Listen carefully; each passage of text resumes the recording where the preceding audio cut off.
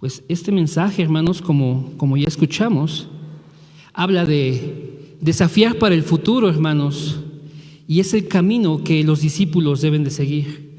Y no solo los discípulos, sino principalmente los líderes de la iglesia, nuestro pastor, nuestros ancianos y ancianas, nuestros diáconos, hermanos, nuestros maestros, todos los que sirven en la casa de Dios, el equipo de alabanza, hermanos, es el desafío que tienen que hacer.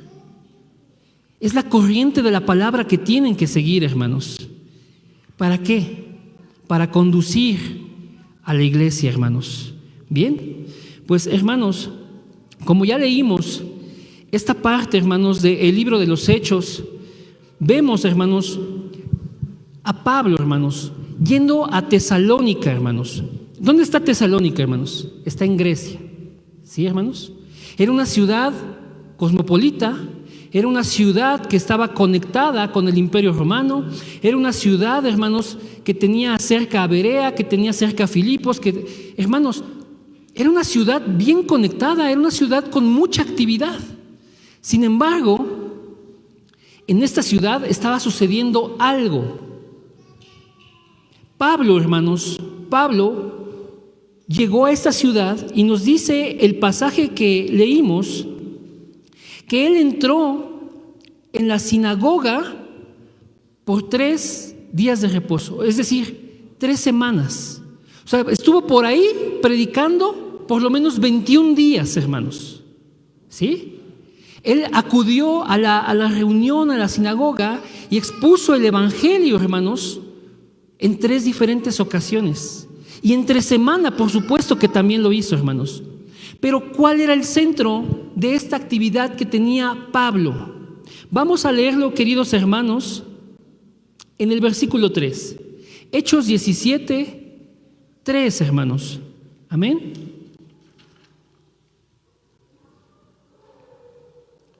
¿Ya lo tenemos, mis hermanos? Hechos 17, 3.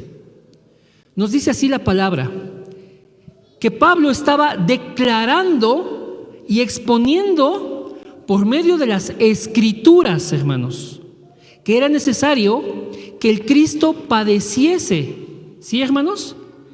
Y que resucitase de los muertos, ¿sí? Y que Jesús, a quien yo os anuncio, decía él, es el Cristo, hermanos. Vamos, hermanos, ¿estamos bien aquí? Ese es el centro de la predicación de Pablo.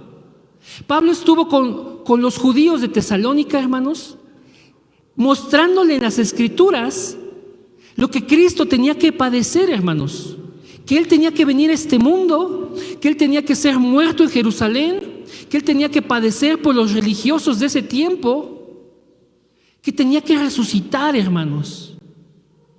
¿Sí? ¿Pero para qué, hermanos? Para que se cumpliese la misión que Él vino a desarrollar, hermanos. Que Él es el Cristo, Él es el solucionador del problema espiritual, hermanos. ¿Vamos bien hasta aquí, hermanos? Este versículo es clave, hermanos. La predicación de Pablo es: Jesús es el Cristo, hermanos. Y no solo eso, hermanos. Este es el mensaje de todos los apóstoles. Este es el mensaje de todos los discípulos. Este es el mensaje de la iglesia, hermanos. Y hoy, hermanos, no puede ser diferente. Este es el mensaje, hermanos, que Dios encargó a su pueblo. Jesús es el Cristo. Por eso Pablo podía exponerlo y podía explicarlo y podía demostrarlo con base en las escrituras, hermanos. Porque ese es el deseo de Dios. Que el ser humano sepa que la solución a su problema espiritual está en Jesús, el Cristo, hermanos. ¿Quién es el Cristo? Es el ungido, en aquel en quien se ha puesto el poder y la autoridad de Dios para resolver el problema espiritual del hombre, hermanos. Entonces, hermanos, este es el mensaje, este es el centro de la Biblia. Esto es lo que el hombre tiene que conocer. Para que salga de la oscuridad, para que salga de sus problemas espirituales, para que su vida sea transformada, hermanos, tiene que saber que Jesús es el Cristo. Porque Él, hermanos, en la cruz del Calvario consumó toda la deuda, toda la esclavitud, toda la condenación, todo el pecado, toda la separación se acabaron ahí, hermanos. Jesús es quien solucionó este problema. Por tanto, la vida del hombre, hermanos, puede ser diferente. Por tanto, la vida del hombre puede cambiar. Por tanto, el hombre va a pasar de estar muerto espiritualmente a tener vida. Cambia su destino completamente. Cambia de ir a una condenación eterna a tener vida en la presencia de Dios, hermanos. Es por eso, hermanos, que el mensaje de la Biblia, el mensaje de la iglesia, no es otro, sino que Jesús es el Cristo, hermanos. Amén, hermanos. ¿Cuántos dan gloria a Dios? ¿Cuántos creen esto, hermanos? Hermanos, hoy nosotros tenemos la gran oportunidad, la bendición, la gracia de parte de Dios para disfrutar que Jesús es el Cristo. Que en tu corazón, hermanos, Cristo solucione los problemas espirituales, la separación, el pecado y la esclavitud a Satanás. Hoy, hermanos, como iglesia y nosotros cada uno como individuos, como personas, tenemos esta bendición. Podemos experimentar que Jesús ya nos reconcilió. Entonces ha quitado la separación, ya nos reconcilió con Dios, ya nos abrió un camino directo a su presencia. Ya quitó el pecado, esa naturaleza de error que está en el ser humano, que está alejado de Dios. Eso ya lo quitó Jesús para volver a formar en nosotros el diseño original, el diseño con el cual Dios creó al hombre a su imagen, y que nosotros seamos esa manifestación, esa expresión de quién es Dios. Dios, que es santo y que es perfecto, hermanos, permitió que nosotros fuéramos seres que pudieran reflejar eso, hermanos. ¿Quién es Dios? Sus atributos. Dios es justo, el hombre vendría a ser justo. Dios es íntegro, el hombre vendría a ser íntegro. Dios es amor, el hombre vendría a ser amor. Dios, que es santo, hermanos, el hombre también vendría a ser santo. Dios está restaurando en nosotros, hermanos, su imagen para que nosotros reflejemos quién es nuestro Dios, quién es nuestro Creador. Sí, hermanos. Y Dios también bendijo al hombre con bendiciones de gobierno, con bendiciones de autoridad. Por tanto, también Jesús quebrantó la oscuridad en nosotros y esa esclavitud que teníamos hacia Satanás. Sacarnos de ese dominio y traernos a su reino, hermanos. ¿Amén? ¿Cuántos dan amén, hermanos? Hoy, hermanos, nosotros podemos disfrutar de esto. Y es necesario, hermanos, que otras personas también lo conozcan. Por eso, hermanos, el mensaje de la iglesia es que Jesús es el Cristo. ¿Vamos bien hasta aquí, hermanos? Ok. Entonces vean, hermanos, ¿qué está pasando en Tesalónica? Pablo llega. Si esta fuera la sinagoga que está en Tesalónica, él hubiera entrado aquí y hubiera pedido la palabra, y en el turno que le hubieran dado hubiera traído alguno de los libros, alguno de los rollos, y abriéndolo hubiera puesto el dedo y decir: esta escritura nos habla acerca de lo que ustedes han escuchado allá en Jerusalén, que hubo un hombre llamado Jesús de Nazaret. Bueno, de él está hablando esta escritura. Él es el Cristo prometido desde Génesis 3:15. Y hubiera empezado a explicar, hermanos, los pasajes que nos hablan acerca de que Jesús es el Cristo y cómo Él vino a darnos vida, hermanos. Y entonces, hermanos, algunos hubieran creído, algunos no. Y por eso la palabra dice que discutió con ellos, hermanos. Hubo ahí un intercambio de posiciones teológicas, hermanos, ¿me entiende? Pero ¿qué pasó, hermanos?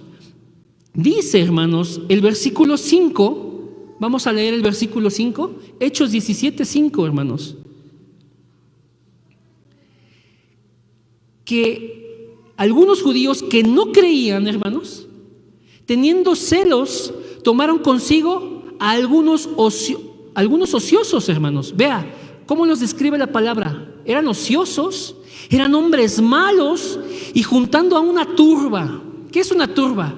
Eso es un grupito de gente, un grupo de choque que ya viene enardecido, pues para hacer lo que quiera, ¿no? Entonces dice que alborotaron la ciudad y asaltaron la casa de Jasón y procuraban sacar a Pablo y a los discípulos al pueblo. O sea, los iban a linchar, en pocas palabras. ¿Por qué está sucediendo esto, hermanos? Nos lo dice el versículo 4. ¿Por qué hay oposición? ¿Por qué hay una turba enojada? ¿Por qué quieren asaltar y sacar al pueblo, a Pablo y a los discípulos? El versículo 4 nos dice, hermanos, que algunos de la sinagoga creyeron, hermanos. ¿Qué creyeron? Que Jesús es el Cristo, hermanos. Y creyendo, hermanos, se juntaron con Pablo y con Silas. Y vean, hermanos, no solamente creyeron judíos, también creyeron griegos piadosos. La Biblia los describe que eran griegos, pero que eran piadosos delante de Dios, hermanos.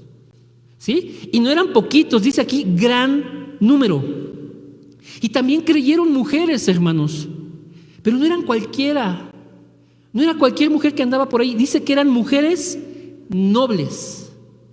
O sea, pertenecían a la esfera política, a la esfera económica, a la esfera de la sociedad alta en Tesalónica. ¿Me está entendiendo, hermanos? No creyeron cualquier persona en ese mensaje, hermanos. Creyeron judíos, porque Pablo llegó y entró a la sinagoga de los judíos. Pero también creyeron griegos, hermanos. Y también creyeron mujeres nobles. Hermanos, Tesalónica está muy cerca, hermanos, de Atenas. Está muy cerca de estas ciudades, hermanos, que tenían obviamente una influencia por el imperio romano, pero también por toda la filosofía de Grecia, hermanos. ¿Sí? Toda la filosofía, hermanos, que había en esas regiones, hermanos, por supuesto que era parte de la cultura de Tesalónica.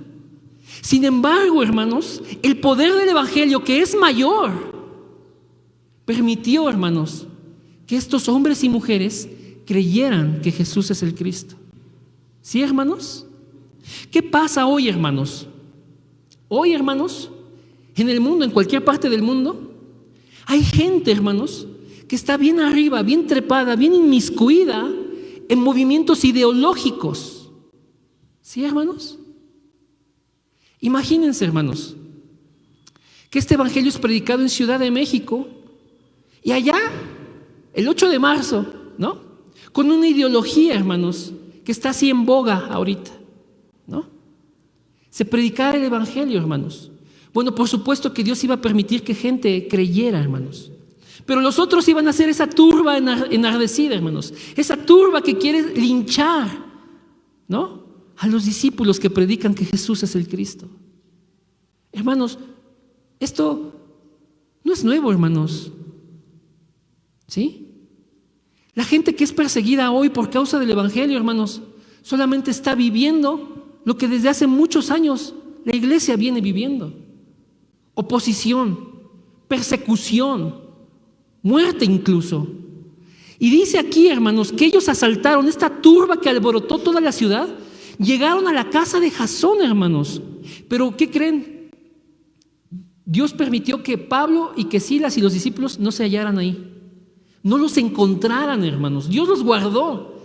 Y no los encontraron, hermanos, dice el versículo 6, que entonces trajeron a Jasón, que era el dueño de la casa, que era el discípulo que había creído en la sinagoga, que era el discípulo que los estaba hospedando en su casa, hermanos. Dice que a él lo tomaron y que lo trajeron a él y a algunos hermanos ante las autoridades de la ciudad.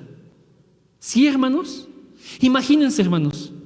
Supongamos que el evangelio, hermanos, es predicado en esta sinagoga. Imaginemos que esta es una sinagoga y que Johnny es el discípulo que creyó. Y entonces Johnny alberga al apóstol y a los discípulos. Pero de repente entonces la gente de aquí que no creyó se llenó de celos, se enojaron, se turbaron y fueron a la casa de Johnny para lincharlos. Pero como no los hallaron, se trajeron a Johnny, se trajeron a Uri, se trajeron a mi hermana Rebe, Se trajeron a los que encontraron y ahí van a los juzgados de la ciudad para decir ¿qué? Vea lo que dice el versículo 6, hermanos.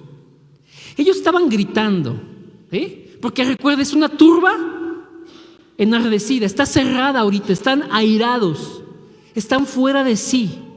¿Qué estaba gritando esta turba que se oponía al evangelio? Dijeron: estos que trastornan el mundo entero también han venido acá. Estos que trastornan el mundo entero también han venido acá. ¿Sí? Los alborotadores eran ellos, pero estaban acusando que los discípulos eran los que trastornan al mundo. Vea la incongruencia, hermanos. Estos que trastornan el mundo entero también han venido acá. Esa era la acusación de estos que se oponían al evangelio, a los cuales Jasón ha recibido, y todos estos contravienen los decretos de César. Este es un punto importante, hermanos. Si esto ocurriera hoy, hermanos, ¿qué estaría diciendo esa turba enardecida? Estos andan predicando de un tal Jesús que es Cristo, y entonces no quieren que haya idolatría. Nos están diciendo que Jesús es Dios y que los ídolos nada son. ¿Qué están diciendo? Que el hombre creó a la mujer y al hombre en igualdad de condiciones porque son seres espirituales, pero ambos tienen un propósito de Dios y están contraviniendo la ideología de género. ¿Qué estarían diciendo? Hermanos, estarían diciendo lo que hoy el mundo está abrazando y que es una mentira, sencillamente. Estarían diciendo: estos que predican el evangelio están contradiciendo lo que el mundo nos ha vendido, lo que el mundo nos ha sembrado, lo que el mundo ha echado raíz en nuestro corazón. ¿Me está entendiendo, hermanos? ¿Qué estarían diciendo? Estos están hablando contra la religión. Estos están hablando de que haya amor. Porque hoy el mundo, hermanos, predica amor, pero no tiene amor en ninguno de sus actos. Solo hay egoísmo, solo hay individualismo, solo hay cosas efímeras para mi propio placer. Eso es lo que tiene el mundo hoy, hermanos. Pero la palabra de Dios no nos enseña eso. Y entonces, hermanos, esa turba enardecida se estaría oponiendo a que la gente escuchara la verdad de Dios. Es esto, hermanos. ¿Cuál es entonces el desafío para el futuro? Y lo que nosotros como discípulos tenemos que tomar, hermanos, es que Jesús es el Cristo. Y este mensaje, hermanos, conmigo, sin mí o a pesar de mí, hermanos, llenará el mundo. Llenará el mundo, hermanos. Pero qué mejor que sea contigo, María. Qué mejor que sea contigo, Edith. Qué mejor que sea contigo, Javi. Qué mejor que sea con todos nosotros, hermanos, y no sin nosotros o a pesar de nosotros. ¿Cuál es el desafío, hermanos, para el futuro? Que nosotros nos aferremos a la palabra de Dios, hermanos, a esta verdad absoluta, que Jesús es el Cristo, el que ha solucionado el problema espiritual del hombre, hermanos. Pero no solo eso, hermanos, sino que podamos entonces vivirlo, que podamos experimentarlo día a día. Pablo le dijo a los romanos, hermanos, en su carta, capítulo 1, versículo 16, que el evangelio, hermanos, que es el evangelio de Jesucristo, el evangelio es poder de Dios para salvación. ¿Qué es lo que tenemos que experimentar nosotros? Poder de Dios para salvación. Dios tiene que entonces, hermanos, intervenir en tu vida, tomar tu corazón y darle un cambio, hermanos. Poder de Dios para salvación, hermanos. Tienes que experimentar lo que Dios opera en ti, hermanos, para demostrar su poder de salvación. Ese es el desafío para cada uno de nosotros, hermanos. Poder vivir el evangelio, su poder, su salvación día con día, hermanos. Y que entonces esto no sea una religión para ti, sino que sea, hermanos, verdadero poder de salvación. Amén. Amén, hermanos. Y dice Pablo ahí mismo en ese versículo 17, dice: al judío primeramente y al griego también, hermanos. O sea, no importa quién seas, no importa de dónde vengas, cómo hayas vivido, qué hayas creído antes, no importa todos los hechos que tú hayas cometido. Si Dios te permite venir y creer que Jesús es el Cristo, hermanos, Dios traerá vida entonces a esa persona. Dios traerá vida a ti. No importa qué tan malo te consideres. No importa qué tan bueno te consideres en el otro extremo.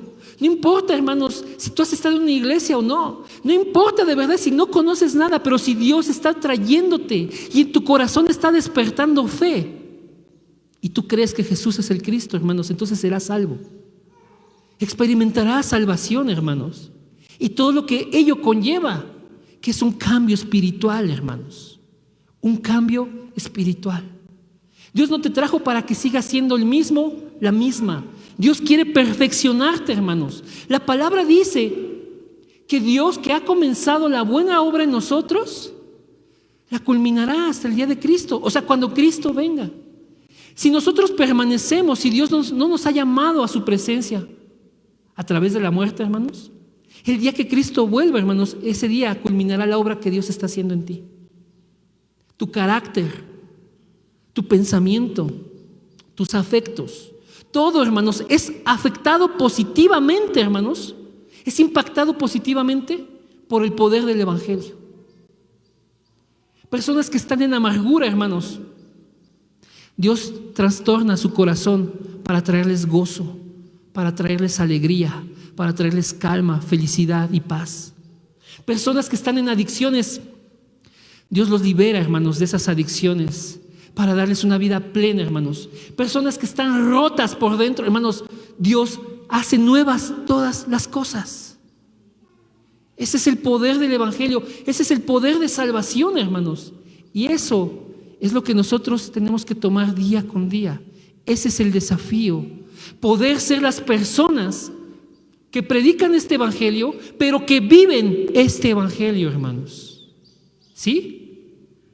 Hermanos, y una parte importante de esto, hermanos, es que como hijos de Dios, como hijas de Dios, tengamos una comunión con Dios, una relación verdadera, una relación genuina, real, permanente, hermanos, con Dios.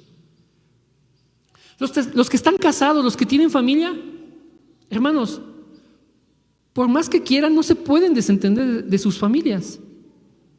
Los que son padres y tienen hijos, por más que quieran, no se pueden desentender de sus hijos, porque hay algo que los une fuertemente.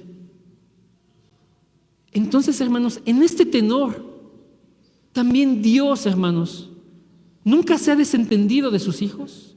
Nunca Dios se ha olvidado por un momento de ellos. Siempre Dios ha estado pendiente. Sin embargo, hermanos, nosotros como hijos de Dios, en muchas ocasiones dejamos en segundo o tercer lugar a Dios. Y nuestra relación con Dios, hermanos, puede que sea reducida solamente a venir el culto el domingo y ya. Orar en la mañana, orar cuando ya te vas a dormir y ya. Hermanos, eso no puede ser una relación verdadera con Dios. Una relación con Dios, hermanos, es verídica. Se puede demostrar en tus hechos. Es algo que la gente puede observar, porque tú estás constantemente en esa comunión con Dios. ¿Cuántas veces hemos visto aquí, hermanos, en el camino de salvación, el diseño original? ¿Cuántas veces, hermanos, no hemos visto esa cita? Cómo Dios creó al hombre con el soplo de vida. De manera que el hombre fue un ser viviente hasta que Dios puso en él su soplo de vida. De modo, hermanos, que el hombre se convirtió en un ser viviente, pero al mismo tiempo en un ser espiritual. Está conectado con Dios. Así como la planta está sembrada en la tierra y de la tierra recibe la vida que necesita, así como el pez está en el agua y en el agua recibe la vida que necesita, el hombre fue creado en la presencia de Dios, hermanos, porque es estando en la presencia de Dios que recibe la vida que necesita. Juan 15, hermanos, nos habla de la vid, ¿no? La vid que es Jesús, esta planta de uva, que es Jesús. Y nos habla de esas ramas que están separadas, ¿no? Separados de Él. ¿Cómo dice el versículo, hermanos? Separados de Él, nada podemos hacer. Tú tienes que estar unido a Jesús. Y todo lo que Dios ha hecho, hermanos, y todo lo que el Señor muestra en su palabra, todo es un proceso natural. Sería antinatural, hermanos, que está aquí una planta de vid, una planta de uva, y una rama que está separada de esta planta, hermanos, pudiera tener vida, pudiera tener fruto. Eso sería antinatural. Y lo vemos, hermanos, no es así. Si esa rama no está unida al tronco, hermanos, no puede tener vida, no puede dar fruto. Así nosotros, hermanos, si nosotros no estamos unidos a Jesús, si nosotros no tenemos una relación con Él, no hay vida, no hay fruto, hermanos. Amén. ¿Cuántos dan gloria a Dios, hermanos? ¿Le está haciendo sentido la palabra? Fuiste creado, hermano, fuiste creada, hermana, para tener una relación espiritual con Dios. Está en tu ser, está en tus genes, está en lo más profundo de ti, que Dios ha puesto la forma en que tú tengas una comunión con Él. ¿Sí, hermanos? Y la oración, hermanos, es la forma por excelencia para estar en comunión con Dios. ¿Qué es la oración, hermanos? Orar es hablar con Dios. Pero la oración, hermanos, tendría que ser como tu respiración espiritual. Hermanos, nos levantamos y estamos respirando. Comemos y estamos respirando. Hacemos todas nuestras actividades y estamos respirando. No estamos diciendo, bueno, primero voy a hacer la comida y después voy a respirar. Primero voy a ir al trabajo y después voy a respirar. Hermanos, todo el tiempo estamos respirando. Ya hasta podemos asumir que es como algo automático en nosotros. Hermanos, la oración es nuestra respiración espiritual. Tiene que ser siempre en nosotros. Tiene que llevarnos continuamente a la presencia de Dios, a esa comunión con Dios. ¿Cuántos dan gloria a Dios, hermanos? ¿Por qué no, hermanos? Para desafiar al futuro, hermanos. Te convences de que fuiste creado para estar con Dios y tener una verdadera relación con Él. ¿Por qué no, hermanos? Te haces el propósito de concentrarte en oración durante el día. ¿No? Amén. Hermanos, a veces nos desenfocamos del Evangelio y soltamos la palabra precisamente por esta situación. No estamos orando. No estamos orando. Y relegamos esa comunión con Dios por otras cosas, por lo innecesario, por lo banal, por lo que no va a traer fruto. Tú puedes orar mientras estás en tu trabajo. Tú puedes orar mientras vas de camino a la oficina o de regreso a tu casa. Tú puedes orar en todo tiempo, hermanos. Tienes esa capacidad. Dios te ha entregado esa capacidad, hermanos, de buscar a Dios donde sea. Donde sea. Jesús le dijo a la mujer samaritana, mira, mujer, es como para que lo entiendas. Llegará un momento en que no va a ser ni en Jerusalén, ni en este monte que ustedes dicen, los samaritanos, que se debe de adorar a Dios. Sino, ¿cómo, hermanos? En espíritu y en verdad. Donde te encuentres, hermano, puedes buscar a Dios. ¿Sí, hermanos? Y si la oración es nuestra respiración espiritual, hermanos, ¿cuál es el contenido que tenemos que estar orando, hermanos? ¿Sí? ¿Qué es lo que estamos orando? ¿O qué es lo que deberíamos estar orando? ¿Sí? Ok. A ver, levante la mano. ¿Quiénes anotan, hermanos? ¿Quiénes toman notas generalmente? Ok, gloria a Dios por sus vidas. Gloria a Dios por sus vidas. Un desafío para el futuro sería, hermanos, que usted tome la palabra de Dios y lo que Dios le va hablando, hermanos, lo anote. Pero no solo que se queden esas libretas, porque hay gente que puede tener libretas llenas, pero nunca vuelve a ver esas notas. Nunca repasa esas notas. No toma esas notas para ver la palabra y mucho menos para orar. Hermanos, Dios desea, hermanos, que nosotros en oración estemos levantando torres espirituales. Y quiero explicar esto, hermanos. Nosotros buscamos ser una iglesia bíblica, ¿sí, hermanos?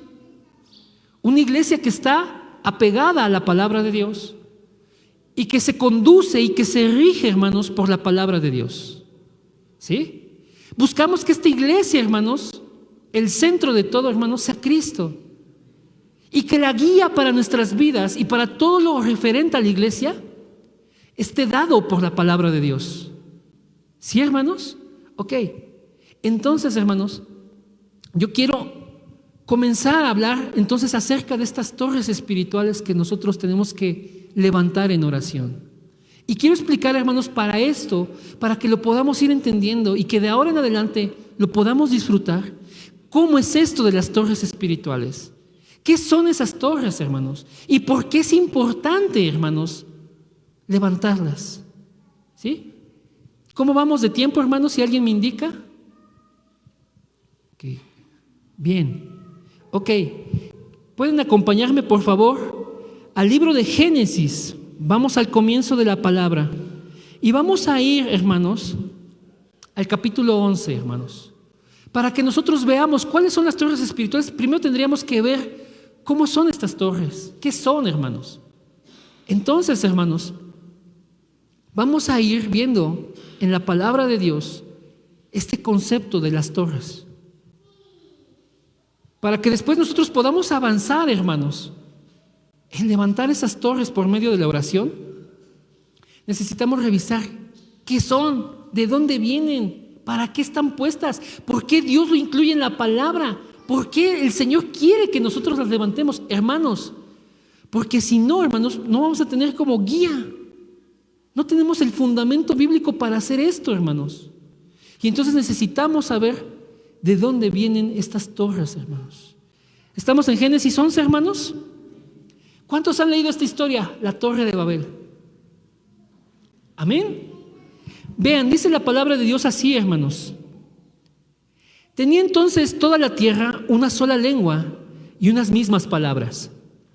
Y aconteció que cuando salieron de oriente y hallaron una llanura en la tierra de Sinar y se establecieron allí, se dijeron unos a otros. Vean, hay un consenso, hay una coordinación, una logística. Se dijeron unos a otros: vamos, hagamos ladrillo y cosámoslo con fuego. Y les sirvió el ladrillo en lugar de piedra y el asfalto en lugar de mezcla. El 4. Y dijeron: vamos, edifiquémonos una ciudad y una torre. Edifiquémonos una ciudad y una torre, cuya cúspide llegue al cielo, y hagámonos un nombre, por si fuéramos esparcidos sobre la faz de toda la tierra. Pero vea lo que pasa en el versículo 5. Y descendiendo el Señor para ver la ciudad y la torre que edificaban los hijos de los hombres, y dijo el Señor: he aquí, el pueblo es uno. Vea cómo estaba en un mismo sentir, en un mismo corazón, en un mismo propósito. El pueblo es uno, y todos estos tienen un solo lenguaje y han comenzado la obra. Pero vea lo que dice Dios, no es cualquier cosa. Lo está diciendo ¿quién? Dios, hermanos. Y nada les hará desistir ahora de lo que han pensado hacer. Dios está claro, hermanos, está viendo el corazón del hombre en que de verdad el hombre iba a seguir esa torre, que continuara hasta el cielo. El hombre tenía una motivación y todos estaban esforzados en el mismo propósito. Pero, hermanos, la motivación, el cimiento de esa torre es lo que estaba mal. La razón de ser de esa torre era lo que estaba contrario al deseo de Dios. Vean lo que dice el versículo 7. Ahora pues, descendamos y confundamos allí su lengua, para que ninguno entienda el habla de su compañero. Así los esparció el Señor desde allí sobre la faz de la tierra y dejaron de edificar la ciudad. Por esto fue llamado el nombre de ella Babel, que significa, hermanos, confusión. Porque allí confundió el Señor el lenguaje de toda la tierra y desde allí los esparció sobre la faz de toda la tierra. Hermanos, que el hombre se ponga a chambear en un solo propósito es bueno. Que se coordinen, que estén en un solo corazón, en un solo propósito, es bueno. Pero ¿cuál era la motivación del hombre en ese momento? Era levantar, hermanos, una torre, no para la gloria de Dios, sino para sí mismo, para su propio éxito. Ese es el asunto, hermanos. El fundamento, la razón de ser de esa torre era decir: hey, aquí estoy yo, soy grande y esta es mi obra, y llega al cielo. El hombre estaba edificando una torre, pero persiguiendo un falso éxito, hermanos. ¿Qué es lo que Dios había dado antes de que esto ocurriera, hermanos? Dios había dado su pacto. ¿Y el pacto, hermanos, en qué consistía? En una muerte sustitutiva, un intercambio, un inocente muriendo por un culpable, alguien que pagara por el pecado de otro, alguien que diera su vida para que otro viviera, hermanos. Y ese pacto, hermanos, es lo que Dios encargó al hombre que cuidara, que llevara a cabo, porque con fe, hermanos, eso es lo que Cristo iba a venir a hacer. Cristo muriendo por el pecador, Cristo dando su vida por aquel que tiene que morir, Cristo salvando de la muerte a aquel que está condenado, Cristo muriendo en lugar de los culpables. Ese es el pacto. Y Dios había dado el pacto, hermanos, para que fuera guardado, para que fuera recordado, para que fuera aprendido, para que con fe se llevara a cabo en cada ocasión, porque esa es la obra de Cristo, que se anunciaba hacia el futuro. Pero no, hermanos, el hombre, ¿qué hizo? Dejó a un lado el pacto y dijo: edifiquémonos una ciudad y hagámonos entonces una torre que llegue hasta el cielo, hagámonos un nombre. Es decir, se desenfocaron completamente del propósito de Dios. Y ellos todos, como si fueran una sola persona, trabajaron por su propósito propio. ¿Sí, hermanos?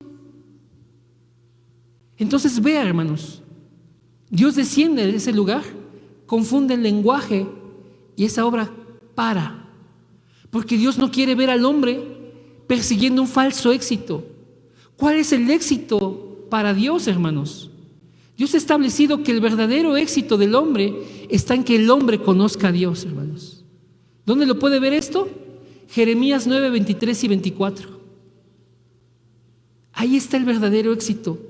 Que el hombre comprenda, que el hombre entienda, que el hombre conozca quién es su creador, quién es su Dios, hermanos.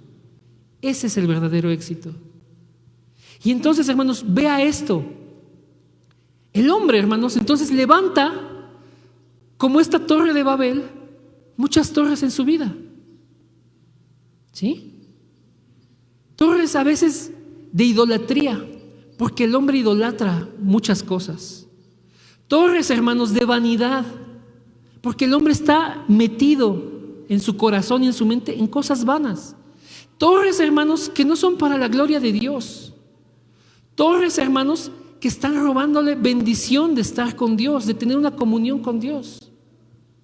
Hermanos, y a veces inconscientemente la gente levanta esas torres. Torres por heridas en su corazón. Y entonces eres una persona amargada, eres una persona que rechaza, eres una persona que no se deja querer.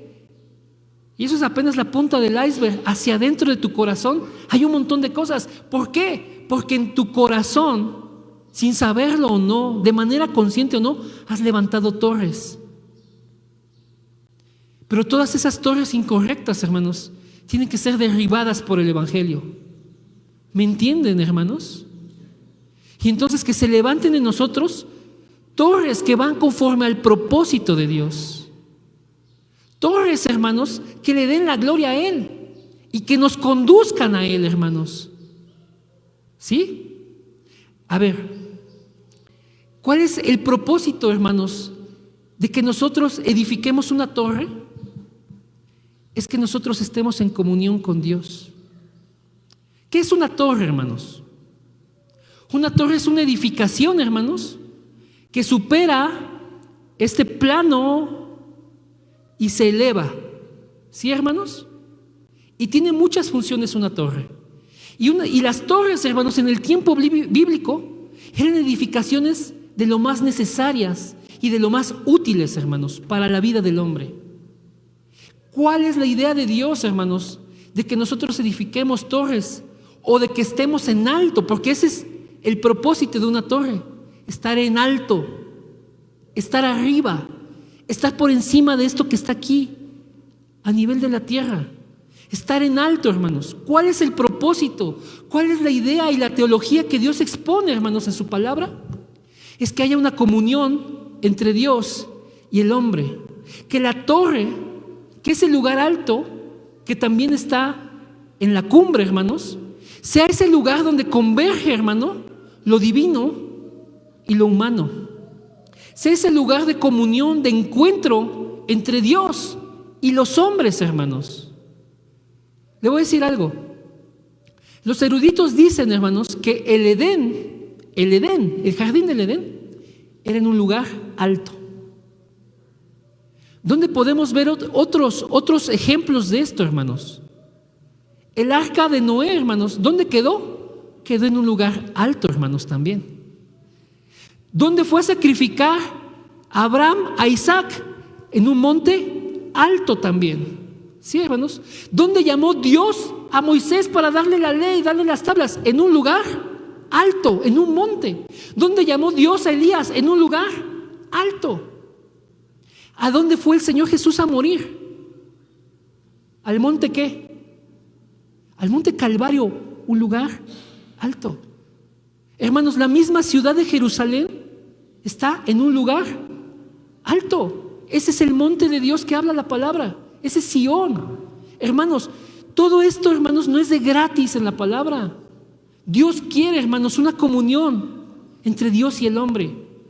Un lugar alto para nosotros en lo físico nos tiene que dar a entender, hermanos, que nosotros nos tenemos que elevar de este plano a un plano alto, hermanos.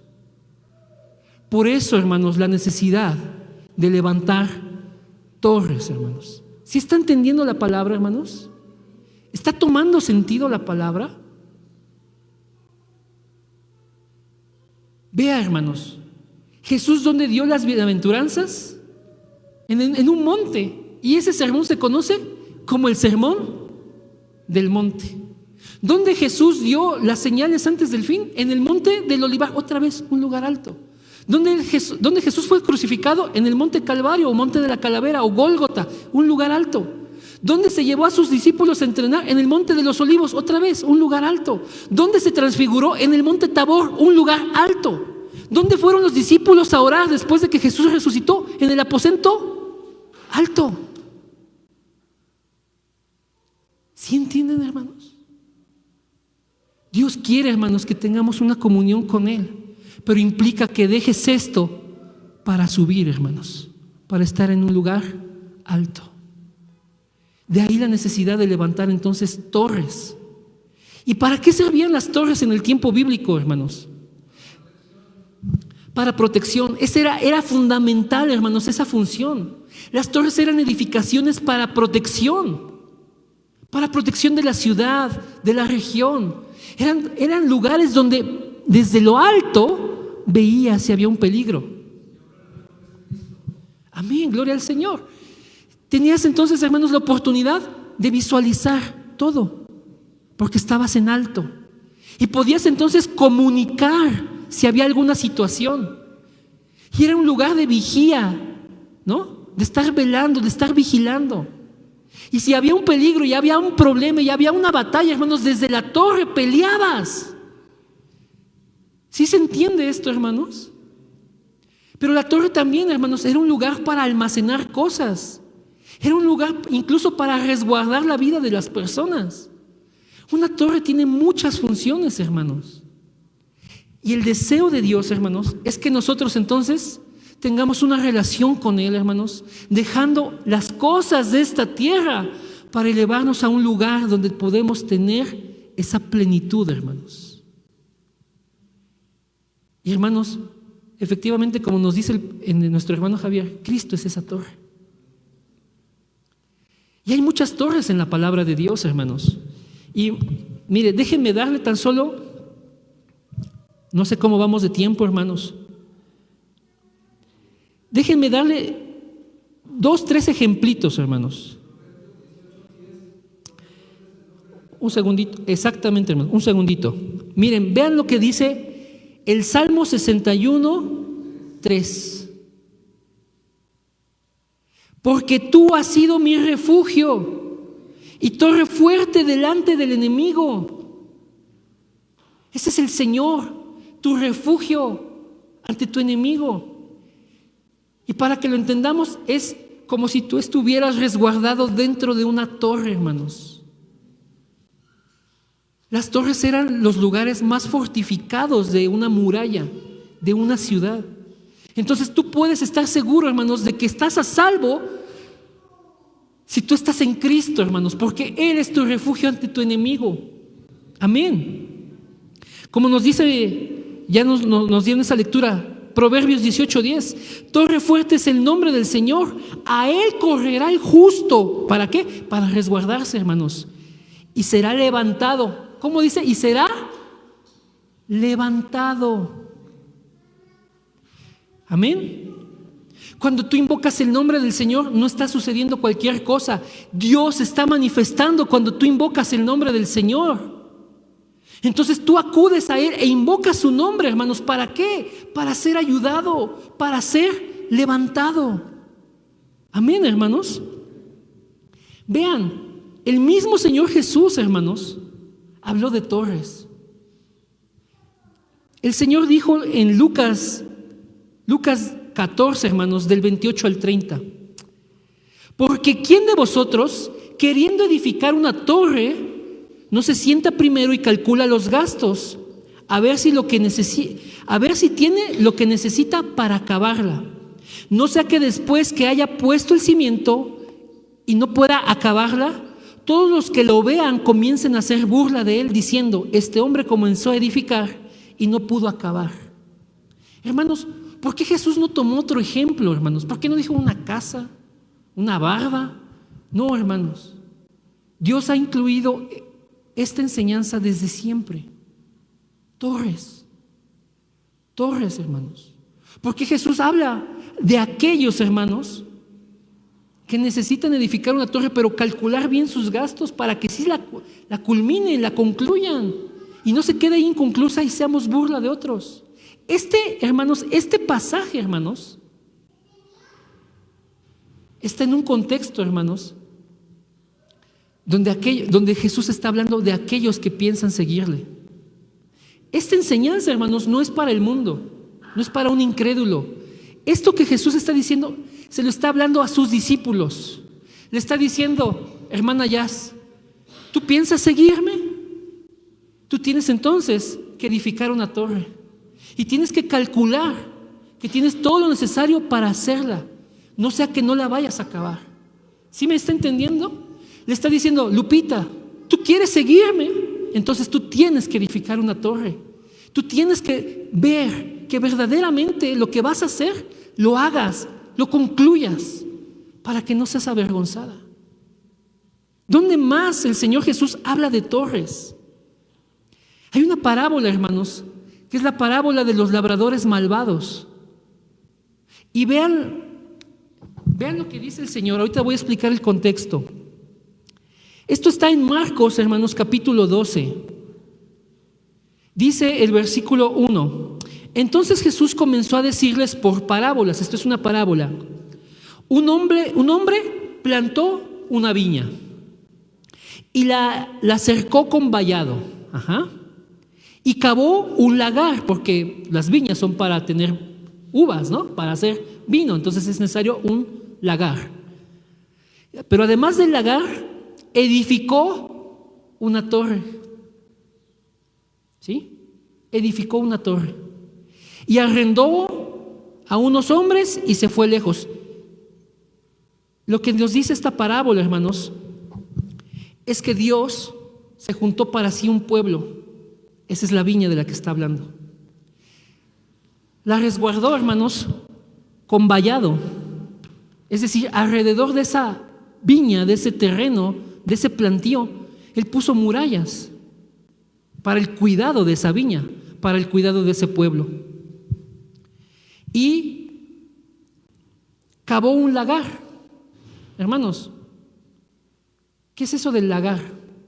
Donde la uva se va a convertir, digamos, en vino, va a comenzar el proceso de ese vino. Dios puso un propósito para que fuera derramada la sangre de Jesús en ese pueblo. E instituyó un sistema de sacrificios, hermanos, para que la sangre estuviera siendo derramada continuamente para la expiación de los pecados de ese pueblo. ¿Sí me entienden, hermanos? Pero edificó una torre. Dios puso quien vigilara lo que se estaba haciendo, quien pudiera estar al pendiente de su pueblo. Sí, hermanos, para eso es la torre que Dios edificó en todo su plan. Y después la arrendó a labradores, es decir, Dios le encargó a gente para que enseñaran la fe. ¿Sí? Esta parábola, hermanos, nos habla precisamente de eso, de cómo Dios desarrolla todo su plan, cómo se hace para sí un pueblo, cómo Él prepara a Cristo, cómo Él envió a gente, pero dice que los labradores que habían tomado esa viña los golpearon y los mataron. Habla de sus profetas que iban, hermanos, a esa viña. Y después cuando dijo, bueno, a mis siervos los han matado, los han golpeado, voy a enviar a mi hijo, tal vez a él le tengan respeto. Pero los labradores dijeron, es el hijo, vamos a matarlo y nos vamos a quedar con esta viña. Y eso es lo que sucedió, hermanos. Los religiosos del tiempo de Jesús vinieron a Jesús y mataron a Jesús porque ellos se querían adueñar del culto, del templo, de la fe, de todas las cosas. Ellos se sentían dueños y no siervos de Dios. ¿Sí, hermanos? Pero Dios edificó entonces para ello una torre que sirviera de un punto para vigilar lo que está sucediendo en su viña. Y así como esos, hermanos, hay muchos ejemplos. De hecho, hermanos, alguien de quien nos habla mucho acerca de las torres es el profeta Isaías. Y hay, hermanos, hay tantos y tantos ejemplos, pero miren, les voy a leer un salmo, hermanos. Vamos al libro de los Salmos, hermanos, por favor. ¿Cómo vamos de tiempo, mis hermanos? ¿Bien? ¿Vamos bien? De tiempo. Amén. Ya vamos a terminar, hermanos. Vamos al Salmo 130, hermanos, por favor. Es un salmo cortito, hermanos. Es de los más cortitos en la palabra de Dios. Salmo 130, hermanos.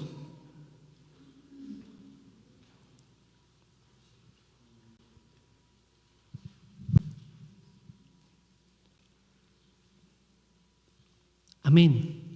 ¿Ya lo tenemos? Amén. Salmo 130, hermanos. Leemos esto y concluimos. De lo profundo, oh Señor, a ti clamo. Señor, oye mi voz. Estén atentos tus oídos a la voz de mi súplica. Señor, si mirares a los pecados, ¿quién, oh Señor, podrá mantenerse? Pero en ti hay perdón para que seas reverenciado. Esperé yo al Señor, esperó mi alma, en su palabra he esperado. Mi alma espera al Señor más que los centinelas a la mañana, más que los vigilantes a la mañana. Espera Israel al Señor, porque en el Señor hay misericordia y abundante redención con Él. Y Él redimirá a Israel de todos sus pecados. Pero aquí hay un punto, hermanos, en este salmo, como dice el versículo 6. Mi alma espera al Señor más que los centinelas a la mañana, más que los vigilantes a la mañana. Hermanos, en esas torres, hermanos, siempre había vigilantes, vigías, centinelas, gente que estuviera guardando, hermanos, que estuviera ahí pendiente. Pero lo que ellos esperaban, hermanos, es que la noche pasara, hermanos, y no hubiera ningún peligro. Porque imagínense, hermanos, ser atacados en medio de la noche. Es una situación de total riesgo. Entonces, lo que el centinela, cuando le tocaba ir a trabajar, es, ok, me pongo en mi puesto de vigía, estoy en mi torre y espero que todo esté bien. Espero que nada ocurra. Espero que llegue ya la mañana ya pronto, hermanos. Y por eso, hermanos, este salmo dice, mi alma espera al Señor más que esos centinelas a la mañana. Es decir, si los centinelas esperan que ya pronto llegue la mañana, que todo esté bien, que llegue el alba y no haya ningún peligro, hermanos, pues mi alma espera más al Señor, con más anhelo, con más desesperación, con más ganas, con todo mi corazón estoy esperando a la presencia de Dios, hermanos. Hermanos, ¿qué tiene que ver ahora sí todo esto, hermanos, con el título del mensaje? Es que cada uno de nosotros, hermanos, pueda primero tener claro el Evangelio. Jesús es el Cristo, hermanos. Y entonces, que seamos personas que disfrutan del poder del Evangelio, hermanos, y de una relación espiritual con Dios siempre. De manera, hermanos, que en esta idea que Dios ha dejado documentada en toda su palabra, nosotros tengamos ese encuentro. Dejemos esto para estar en alto y tener comunión con Dios. Estemos levantando esas torres, hermanos, para el propósito de Dios. Hermanos, de manera particular, estaré explicando estos mensajes a partir de aquí. Estaré tomándome un tiempo, hermanos, para quien quiera, hermanos, pueda estudiar conmigo la palabra y ver estos mensajes. Hay 7 torres, hermanos, necesarias en nuestras vidas. Con esto concluimos. La torre de Dios, hermanos. La obra de Dios, hermanos. La bendición del trono, hermanos. Las respuestas de las 3 épocas. El poder para quebrantar a Satanás. Los poderes espirituales que necesitamos para hacer el evangelismo. Hermanos, necesitamos levantar una torre, hermanos, de nuestro pacto con Dios, nuestra visión, nuestro sueño, nuestra imagen y nuestra práctica. Porque a Dios le pareció bien que a cada uno de ustedes, hermanos, le diera una misión especial. Y esto, hermanos, lo tenemos que levantar con esa torre. Y hay otra torre, hermanos, que son los 3 atrios. Ya los vimos aquí hace 2 semanas me parece. Que está dedicada, hermanos, a los gentiles, a la oración para sanidad y a las nuevas generaciones, los remanentes, hermanos. Esto, hermanos, lo tenemos que levantar en nuestras vidas. Pero no lo podemos levantar, hermanos, si primero no vamos a los fundamentos. Hay muchas cosas, hermanos, que necesitamos aprender primero para llegar a este punto.